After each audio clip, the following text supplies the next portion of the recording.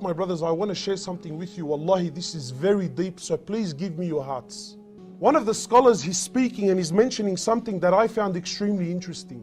And he poses this, so think with me. He says, Allah subhanahu wa ta'ala, the King, the Malik, the creator of the seven heavens and the earth, Allah subhanahu wa ta'ala claims that He is the greatest, yes or no? Of course, subhanahu wa ta'ala, and He is. And He claims to be the most forgiving, the most loving, the most just, yes or no? Of course, subhanahu wa ta'ala claims, and we've accepted those claims and we believe those claims. So now the scholar is asking, and please look how deep this is. So now the scholar says, well, okay, fine. If Allah subhanahu wa ta'ala, the King, the most loving, the most forgiving, the most compassionate, the most just, why does Allah, when a kafir, when a disbeliever, when a non-Muslim, whatever you like, when a kafir who denies Allah subhanahu wa ta'ala, why does Allah cast this person into hellfire for eternity?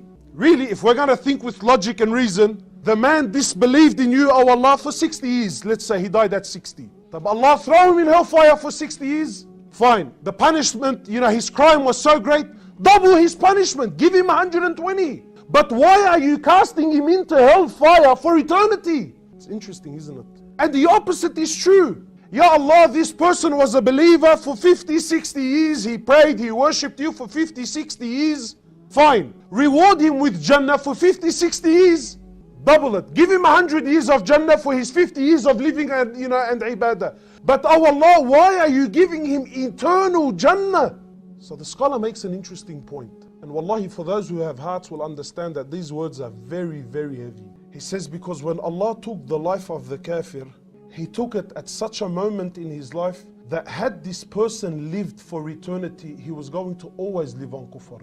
And when Allah took the life of the believer, He took his life at such a point in time that had this Muslim lived for eternity, he was going to always live with Iman in his heart. That's why Allah gives him eternal Jannah, and that's why Allah Azza wa Jal gave this person eternal punishment in hellfire. So my question to you today is, if you and I die today, which is a very real reality, regardless of what your heart tells you, if you and I die today without salah, what does this say in the books of Allah? You know what that says, my brother? That had you lived for eternity, you were never going to pray. And that if you died without Quran in your life, if you and I died today without Quran in my life, you know what that means? It means you were never going to read Quran. So don't kid yourself.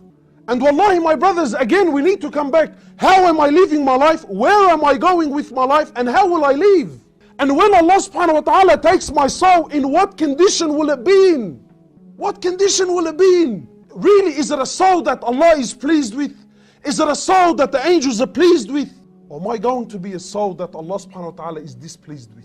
Ask yourself these things, my brothers. Wallahi, and honestly, for your sake, for your deen, for your iman, wallahi, I beg you, you know what? I challenge you, how's this? I challenge you to go to the cemetery and just walk. Walk and read these tombstones. Walk and read their ages. Walk and read their dates. What has made us believe? What has convinced? What has fooled us, my brothers, that we're going to live for a long time? Wallahi, my brothers, this life is very real. More real than you will ever know. And you won't understand how real this life is, wallahi, until you die. Only then will you come to understand, woe to me.